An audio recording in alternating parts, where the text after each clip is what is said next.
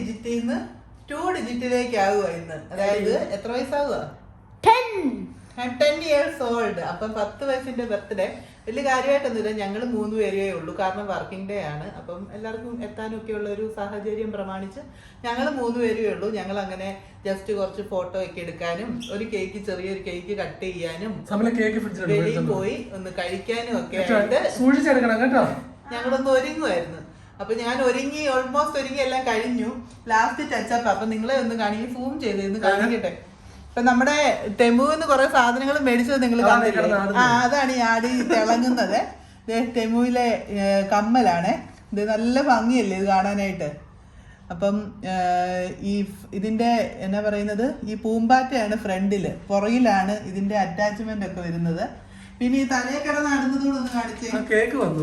അതെ, അതും ടെമു ആണ്. അപ്പം ഇത് നല്ല ഭംഗിയില്ലേ കാണാനായിട്ട്.